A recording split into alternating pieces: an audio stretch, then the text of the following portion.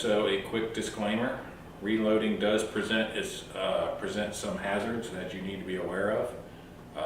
Gunpowder and primers are explosive and flammable, just so you know, in case you didn't.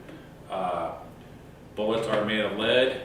Spent cases have lead residues and other contaminants, so protect yourself, be aware, pay attention, and use only trusted sources for data, load data, case length data, all the data that you would need to do this successfully. Use only published trusted sources, and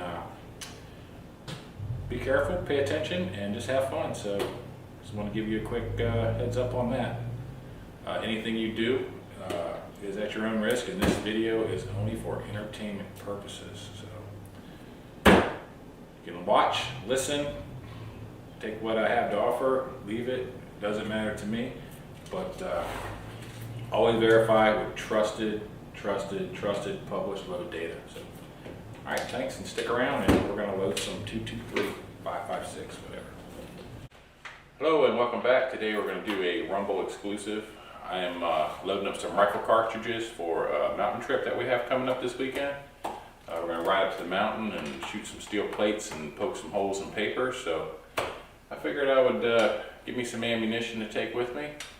We've been reloading here for quite a few years. It's not something that I highlight very often, but it's definitely something I would never post on YouTube. So I'm gonna go ahead and post it right here if you'd like to follow along.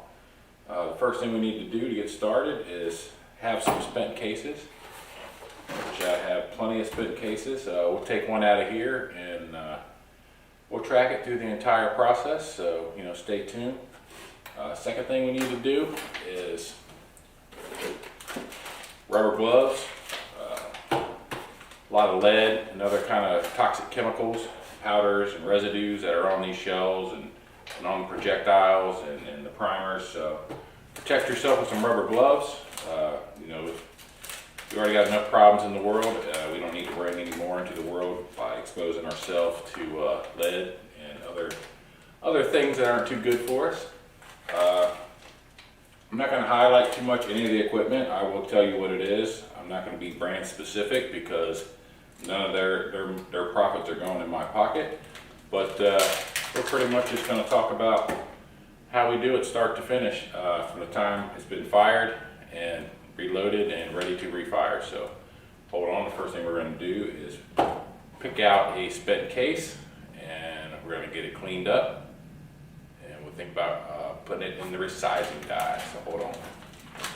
All right, so I have some in here in the Ziploc bag that have already been separated by brand, and these happen to be IMI, and that also happens to be what I've already been working on in the bowl. So we will select one of these, and I'm going to select a somewhat clean one because it's just one piece of brass and I'm not going to tumble it, and we'll talk about tumbling here in a second. But all right, we have our case. It's been fired. Obviously the projectile's gone and it is empty of powder. So this is the one we're going to work on. All right, so this is my case tumbler. And pretty much what you do, you put your cases in here. And this is a corncob media right here. You pour this on top and put the lid on, screw this down. I don't know why they make this so long, but it is. And then hit the button and it vibrates, and it just has a circular motion where it comes in from the outside, pushes it to the inside, and it just keeps doing that. And usually this process takes about a day if you really want them to look kind of nice, and it really depends on the condition of your media. This media is starting to get pretty dirty and it's about met the end of its life, but we've still been using it. Another handy thing kind of off frame is this thing here. This is an ultrasonic cleaner with a heater. That's pretty cool. It comes in pretty handy when you're doing stuff like this. And after you're done and you just want to clean your gun, putting your gun parts in ultrasonic is pretty cool. So we're going to skip this tumbling process, but that's pretty much all it is. And we're gonna just hand clean this one over here with a towel, and then we'll get on to the next step. All right, so next we're going to need some dies, and this happens to be my die set. It comes in a red box, and it's going to consist of 3 dies. Actually, it usually only come 2. We bought the extra one, but you have a resizer and decapper for the spent primer. You have the bullet seeder and the factory crimping die, which we added to this kit. This bullet seeder does have a crimping kit on it, but we'll talk about that later. So this is the one we need right now. We need to resize the shot case, and we need to extract the old primer. So get the die set up in the press. We need to get a case holder.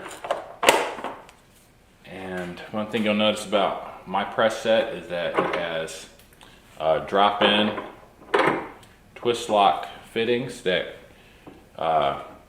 remember the last setting that basically sets up the die that, to the last setting you had it when you used it, so you don't have to set it up every single time. So these are pretty neat.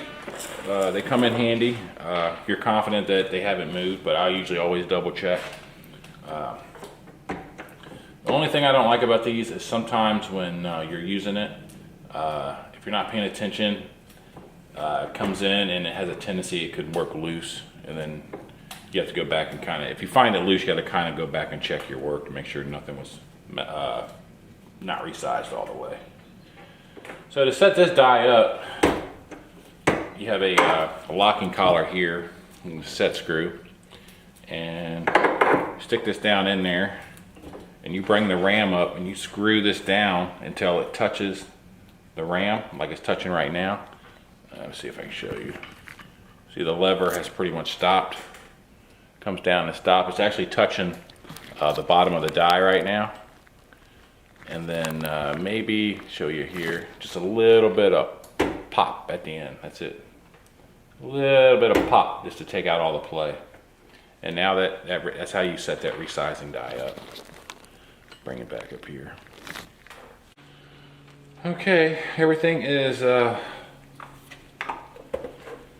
set. Kind of gave you some basics on how to set the die up. The dies come with instructions, so if you just follow the instructions, it usually gets you where you need to be. So we're gonna pull. See, lock that in.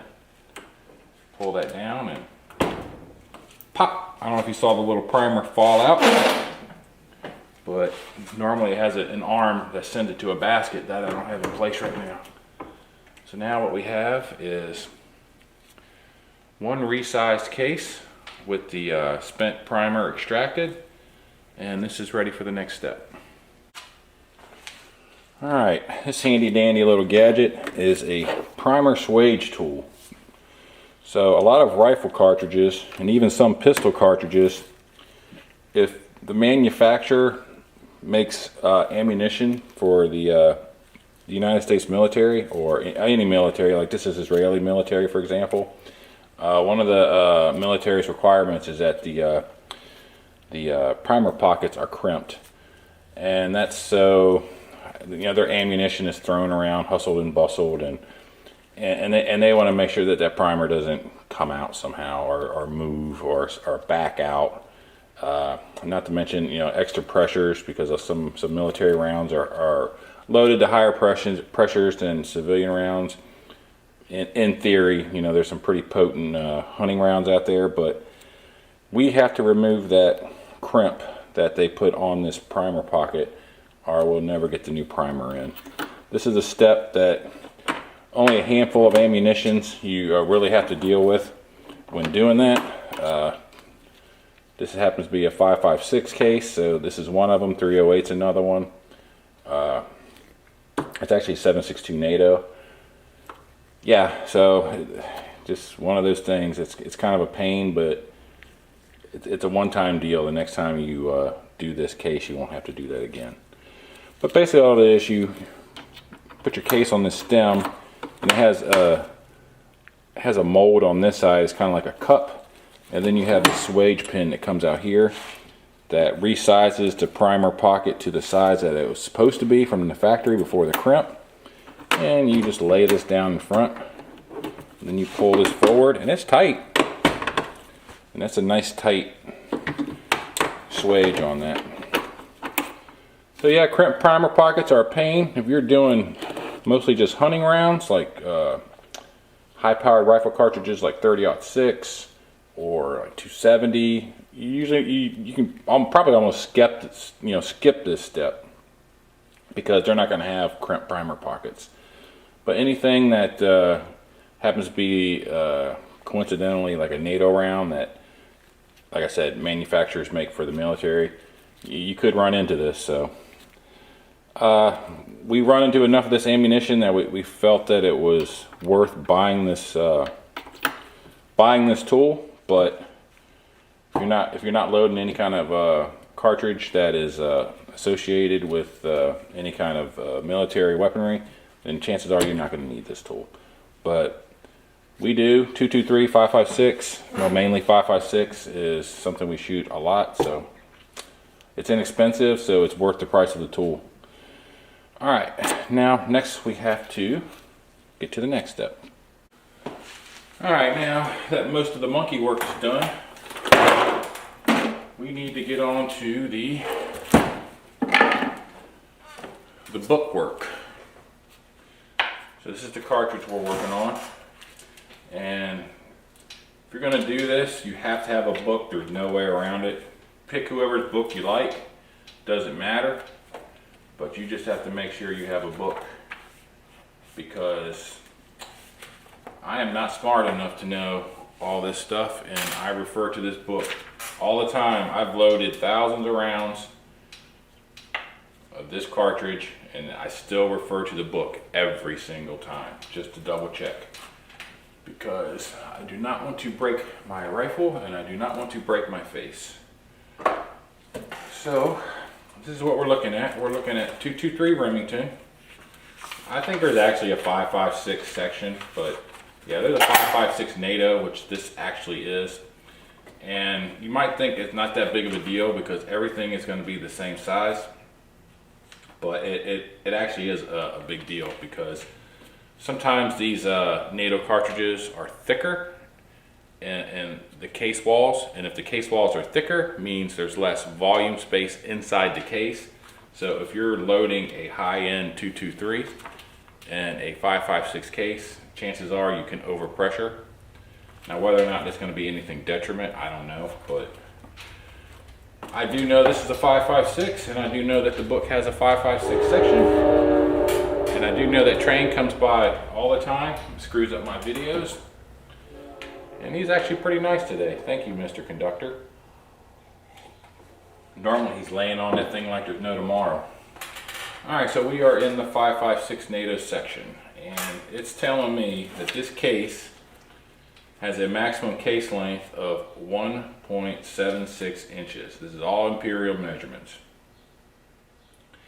I'm going to go ahead and trim this case, and it says the trim case length is actually 1.75 inches.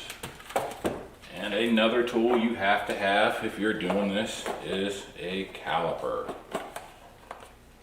This one is just a Harbor Freight caliper, but it is digital and battery operated. So let's go ahead and take a measurement of where we're at. We are at 1.754, which actually is an acceptable range. It's in between 1.76 and 1.75, but everything that I have in this tray has already been trimmed to 1.75. So I'm going to go ahead and trim this, and we're going to make it match what's in the tray. All right, so I already have my trimmer set up. This is a motorized trimmer. I have hand trimmers that we used to use.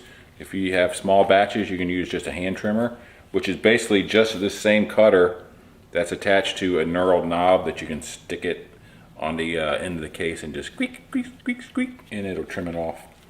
But I happen to have this motorized trimmer, and it's already set up, so we're going to go ahead and snap that in. There's a little ball in there that's spring loaded that holds the case in like to a little clamp.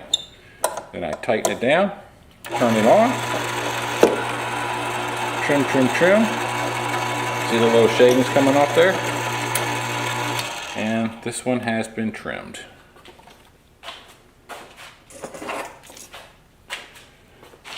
Double check our measurement. 174.8. So it's 2/1000 under. It's 2/1000 under. It's 2/1000 under 175. That one's actually a little long. So, and you're going to get that mainly because of just different thicknesses. I mean, all these cases are not identical, so the majority of these are at 175. So if you're 2/1000 off, there's not a whole lot you can do about that. I've tried to make it perfect, but this is as perfect as I can get. So, like I said, we are at 1.1748. So we are 2/1000 off.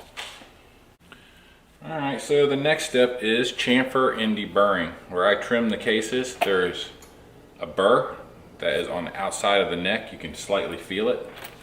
Especially if the case was a bit longer, it's going to have a real noticeable burr. So that's what this cutter here does. The one that looks like a V. It knocks the burr off. And then this bottom cutter here, it chamfers it. It adds a taper to the neck to kind of help hold the bullet in. This one here is a primer decrimper that we used to use, but it's been obsoleted by this new swedge tool, so we leave it on there. So we'll go ahead and do a couple of these, and we'll get on to the next step. Mine just happens to be motorized. They have hand ones. We used a hand one for a long time, and it worked fine. It doesn't take a lot of effort to do this as far as the chamfer and deburring, unless you have some extremely long necks. You know, some of this stuff, depending on manufacturer, after you resize it, you can have quite a bit of trimming to do after it's first shot. Usually after you've processed the brass once, next time's not as bad. But we load all our rounds right in the middle. I'm not going to say we shoot a lot, but when we do shoot, we shoot a lot. So we're not looking for any crazy overpressured rounds, or I like my rounds to be in the middle to low range as far as powder charge, and we'll get the powder charge talk later. But what that does is it helps preserve the number of times you can reuse the brass. So as far as brass prep goes, the hardest time to prep it is after the first shooting, because you're dealing with all the factory dimensions that sometimes vary between manufacturers. Like, for example, I'll give you an example. I find Lake City brass, they have really long necks after the first resizing, and you're doing a lot of trimming. On the other hand, I found like PSD, which is another manufacturer.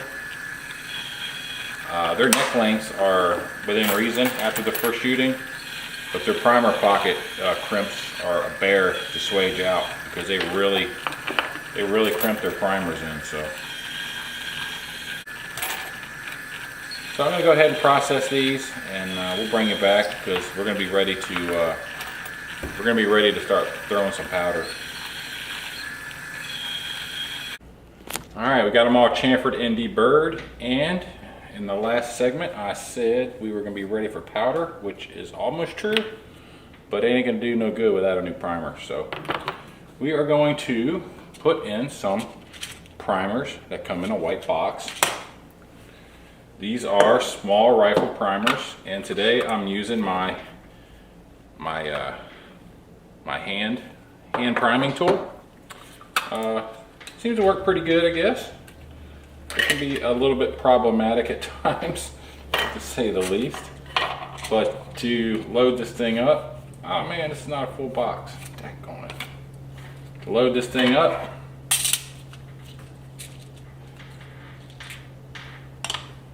put all the primers in like so. I'm gonna kind of give them a little shake. And they magically all flip over. I don't know how that works like that, but it does.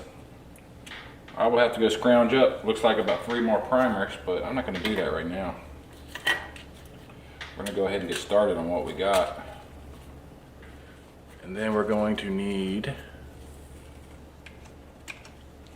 hold on, let me get you around here. Then we're going to need the shell holder. And the way this works is you set this down inside of the spring. I don't know if you can see the spring. There's a spring in here, there's a driving pin, and then we got the hand mechanism. But this thing, when I first took it out of the box, I was really disappointed with it. I was like, man, that thing is so cheap. And then you put the, slide the shell holder right in on the top. But I will have to say, over the years, it's actually held up. So you hold it like this, and let me bring you up here. So you hold it like this, and it actually feeds a primer. Then you hold it away from your face and you squeeze. Then you look at it and yep, you have a primer in there. You look at it and you have a primer in there. So let's get a fresh tray and we'll do a couple of these. So this is where getting that military crimp out, because if that military crimp is still in there, when that primer hits that thing, it just mushes and mashes them, and you might get 1 out of every 3 in there, and it makes a huge mess. So, yeah, it's extremely important to get that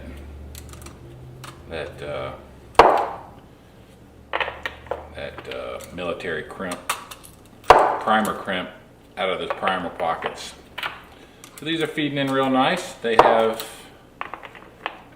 a nice resistance, but they're not hard to put in, and that's kind of what you're looking for. If it just falls in, then it's time to throw that case away. So you're just looking for a slight resistance, a little bit of tension. You just kind of know it when you feel it. Sometimes if it goes to go in, and it, like this is the first time, that was the tightest one so far, and I can't really say it was bad.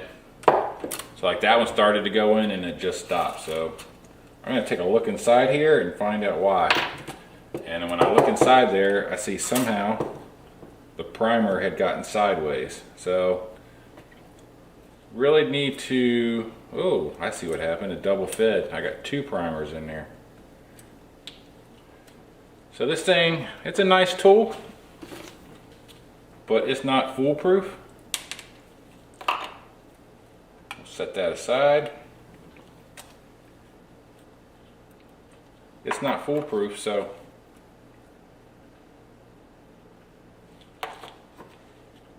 just kind of got to feel your way through sometimes. All right, so what I did there is I'm going to feed this one in by hand. Where'd you go? I didn't let the driving pin go all the way down to collect another primer. So, all right. So yeah, see a little malfunction there. I'll show you a malfunction. But I recognize the malfunction because as soon as I squeezed the handle, nothing happened. And the tendency is to squeeze harder and push. But what you have to learn to tell your mind is just stop and take a look. And that's when I saw the primer was crooked. So I'm going to go through these, and when we get these done, we'll be ready for some powder. So hold on. All right, so I have all the primers seated in the primer pockets, and we're ready to start throwing some powder. And as I talked about earlier, I went to the 5.56 NATO to get the case size dimensions But unfortunately, in the 5.56 NATO, there is no load for the powder I'm using, and there is no load for the bullet I'm using. So I am going to refer to the 223 Remington load, which has the bullet that I'm using. Today we're using a Full Metal Jacket boat tail. It's 55 grains and it comes in a red box.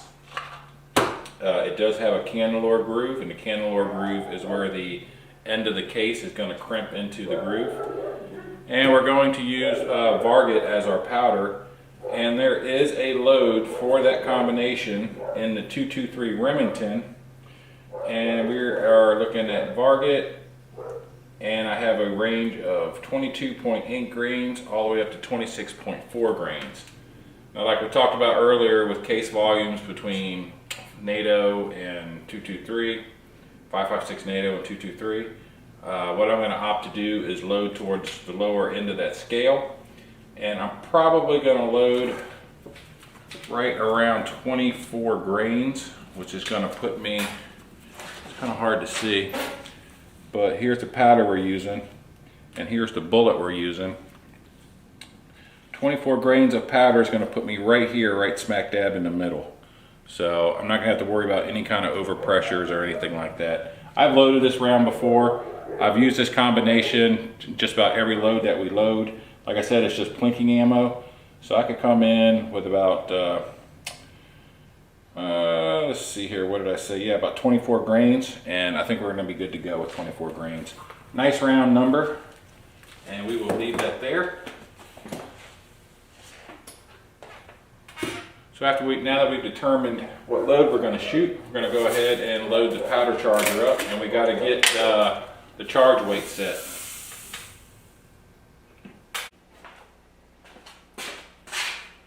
Alright, we got our scale powered on, and we are ready to get our weight. So that's pretty much how that thing works.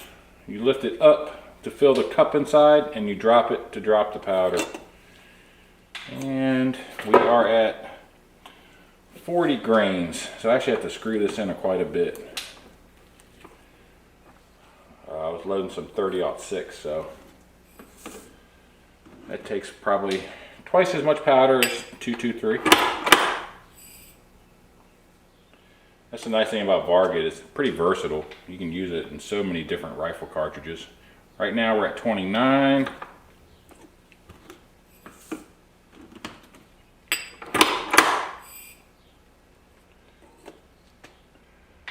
$26.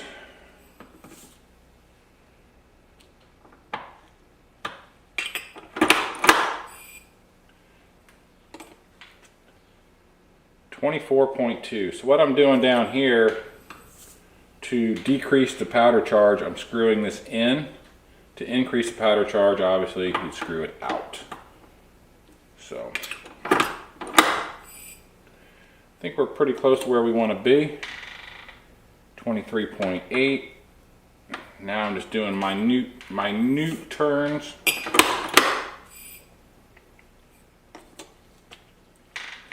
$23.7.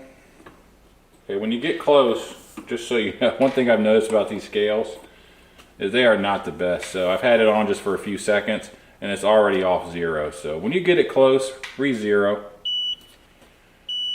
I can't believe that they would put something out like this, but it is what it is. You got to know how to work around it. 24.3.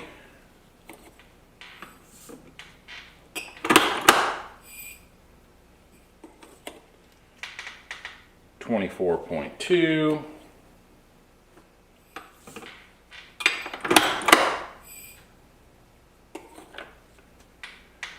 $24.3. I think that's where it likes it, so I think that's just where I'm going to stop. 24.2. So we're going to leave it there. That's close enough to 24 in my book. And we're going to recheck 0. See, it's already off again. This thing is terrible.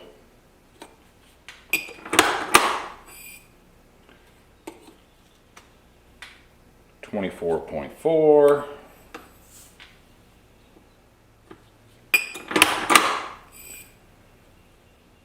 Out of all the stuff I've bought so far, and this is actually the second scale that I bought, even a different model,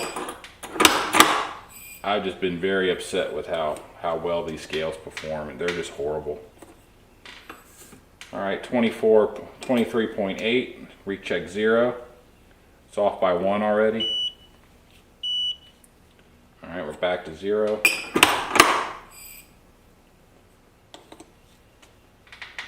24.1. All right, still on 0.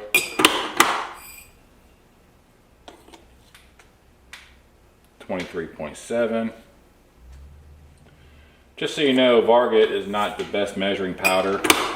It's a cylindrical powder, so you can kind of feel it getting caught in the works. There are other powders that are more like a grain, more sandy, if you will. These are like little cylinders, so I'm gonna go ahead and call it right here. I'm dancing all around 24, and I think I'm good with that. It's already moved. See, the scale is horrible. And it's not just this scale. I bought numerous scales and they all suck.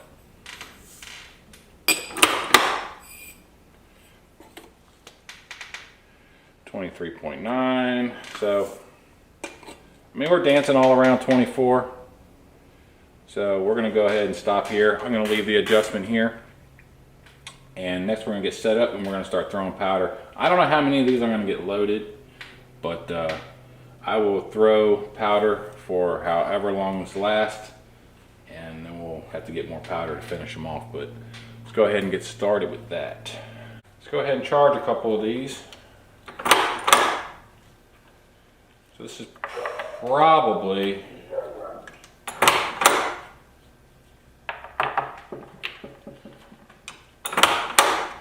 the second funnest part of the whole operation, is putting the powder in. I guess the funnest part is actually seating the bullet.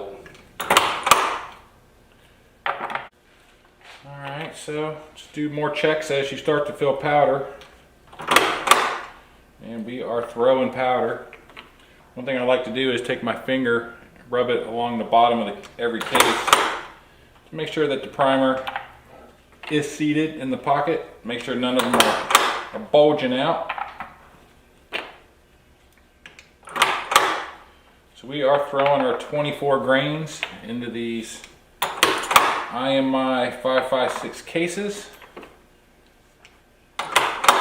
And we are again using Varget.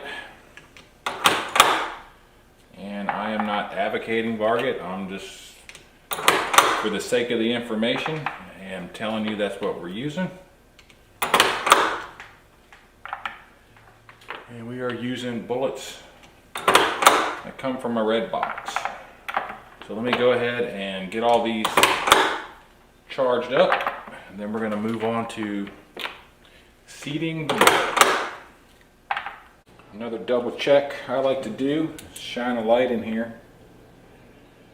And I know they all have powder in them. I'm just looking for any that seem noticeably low or noticeably high. But everything looks good. Everything looks to be right around the bottom of the shoulder there, where it starts to taper towards the neck. And with that, we're going to get the bullets out. And we're going to start to seating the bullets. And go ahead and show you the bullet.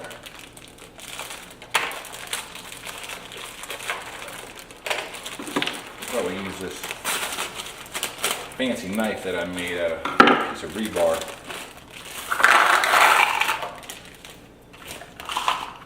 So here's the bullet we're using. It's a copper jacketed boat tail with a cannulor, which is the the knurled groove. So, and I usually like to stage my bullets. I'll get them staged on here. And then we're going to bring you back and set up the die. Alright, so we're going to get started here.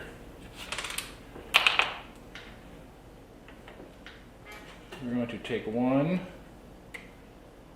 cartridge,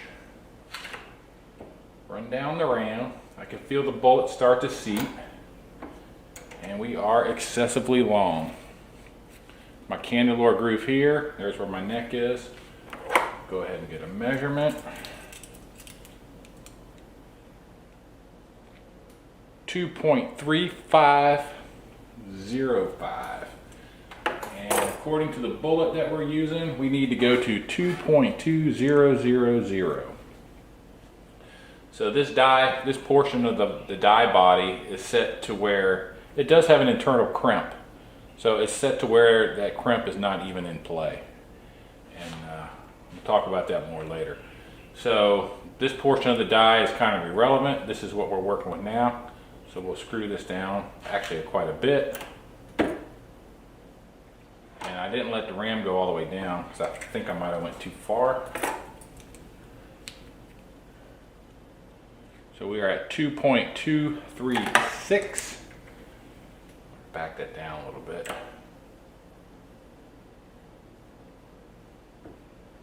And I think we're still going to be long. 2.234.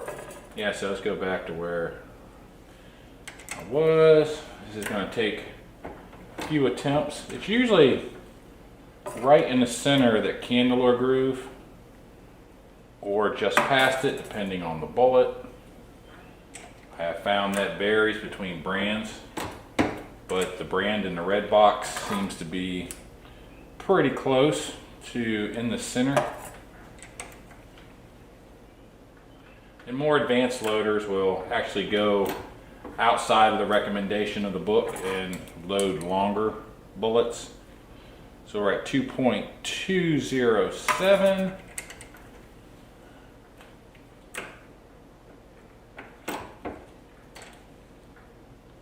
That is right 2.20.1, 2.201.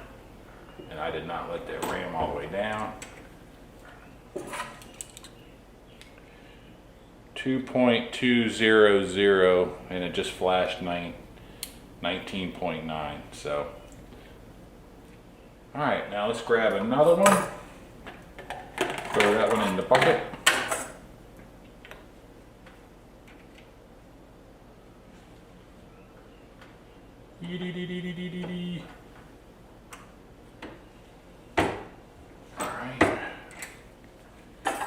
Measurement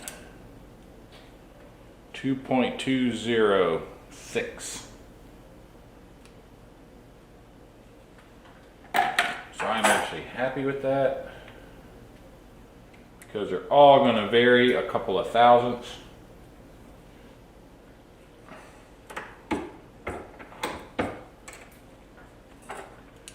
Because not every single bullet is the same. See, 2.201. I'm going to roll with this right here.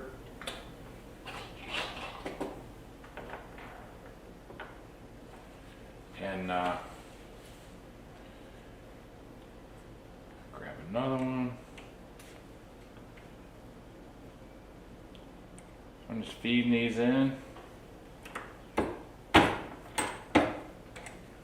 And we'll take one more measurement for goodwill. 2.206 again. 20, actually 3 after I put it correctly in the caliper. So we're going to go ahead and run through these, but that's how you seat the bullet. Again, this is a crimping die as well. I am not utilizing the crimp feature in the die because we have opted to have a third die actually that takes care of the crimp in a more efficient way.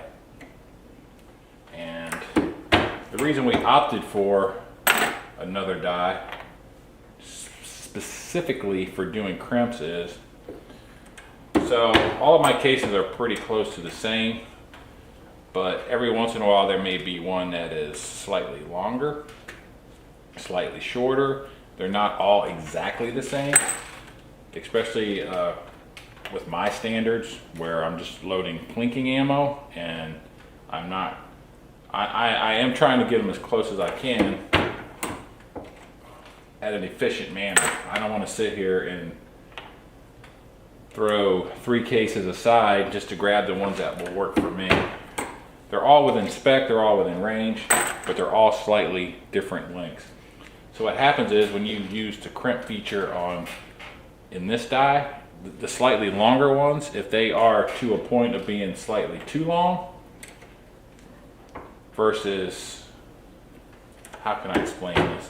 So if you remember in the beginning, our range was 176 to 175. So the trim length was 175, that's what you trim back to. The maximum case length is 176. So say I have one trimmed at 175, and that's what I set the crimp die at. And for some reason I get one that's 1756. So that one that's 1756 is longer, and when it hits that crimp die, it actually crimps the bullet before it's done seating, and it actually cause the shoulder on the case to bulge. So for the most part, it wasn't that big of a deal, but every once in a while you get a bulged shoulder, and yeah, going with the separate crimping die just made that whole step just a lot more efficient, a lot faster, if you will, especially if you're just loading ammo that you're shooting at steel plates or, you know, paper targets at 50 yards or 60, 70, 100 yards. I mean, if I'm going to start doing some grouping, which we do from time to time, I will be a lot more critical on stuff like case length and all that good stuff. So, having explained that, I hope in a clear way, we'll just go ahead and run through these, and I'll bring you back when we get on to the next step. All right, so we're on to the last step, and this is the crimping die. And pretty much the bullet just goes up inside here, and as it pushes the ram up, it pushes the bullet into that circle with the slits in it, and depending on how deep this is set determines how tight it squeezes the necks. And you can see that in the ram action where it comes up. Then right near the bottom, the ram will stop, and you hear that little bit of cam roll over, and that's what sets the crimp on it. So that is what's setting the neck tension on the bullet. So we're going to run these through. And we will have, I think I wound up with 60 with the amount of powder that I had left. So we'll have 60 rounds, 60 cartridges ready to fire this weekend and start the process all over. So stay tuned and we'll be back for a wrap up. All right, so here you go. We got bench cleared, everything's put away, and we wound up with 64 rounds. That's 64 .223 cartridges. Again, it's a full metal jacket bow tail bullet with CCI primers, and we're using 24 grains of Varget powder. So this is ready to go. We're going to ride up to the mountains this weekend and do some target shooting. Again, you know, reloading is it's a fun hobby. You can let it. You can take it as far as you want to take it. All the equipment that we've bought for the amount of shooting that we do makes the reloading process a lot easier. A lot of this stuff isn't necessary, but for what we do, it really helps out. we don't shoot frequently, but when we do go shooting, we usually make a day of it and we shoot a lot. So it kind of helps with the cost of offsetting the price of buying bullets and cartridges. So, you know, the initial hit of buying all the equipment is probably the worst part. We started this endeavor 5-6 years ago, and we basically just took a couple of Christmases, 2 Christmases in a row, and just kind of bought for each other, me and my son. I got him the basic loading kit and some other items that, you know, the following year, the chamfer deburr. He bought the scale. He bought the some of the stuff he bought used, like that motorized case trimmer. He bought that used, got a good deal on that. And matter of fact, he just picked up a used primer feeder over at the local gun shop over here. So got it for $10. Perfect working order. You know, it just happens to be old, and I guess at some point it wound up in the consignment at the local gun shop. So he picked up a nice little auto feeding priming tool. Unfortunately, I couldn't use that priming tool because it's not compatible with the red box stuff. So, and I didn't have a shell holder for the manufacturer of that tool. I would have liked to have shown it off, but it wouldn't have worked. But it's neither here nor there. It does work with a lot of the die sets that we do have, so that came in handy these past few days. So yeah, you know, if you want to get into something like this, at the very least, you're going to have to buy the starter kit, single stage press, and it comes with just enough stuff to get you started. And the biggest thing is the case prep. So once you get past all the case prep, then it really starts to get fun, and the process seems to accelerate and you get done pretty quick. So, all right, so I'm going to wrap this up. I just had everything out and I was doing some loading for the weekend, and just figured I'd bring you all along for the tail end of it, just kind of show the basic steps. You know, I didn't go into great detail on how to set the dies up and everything, but it's just the basics, and we're working with basic tools. We don't have any kind of, you know, 20-stage automatic press going, so we're doing all the steps by hand, and it takes time, but it's fun. And it, like I said, it can be easier on the wallet than going out and buying a bunch of cartridges just to go out and poke holes in paper. So, and you know, again, it is another hobby, and if I wanted to get into group shooting and stuff like that, you know, that's also another option. Yeah, so if you are interested in like this, you know, this is your most valuable tool. I will tell you right now, I would not load or recommend trying anything that is not published data. You know, I would refer to the handbooks. I got 2 handbooks here, 2 loading books here, so I don't deviate outside of what this load data says. So just a little bit of disclaimer, you know, do something like this, you know, do it at your own risk, and do your own research, load only trusted data, and yeah, if you follow those steps, pay attention, and yeah, you'll have a lot of fun with it. So thanks for stopping by, and we'll see you on the next one.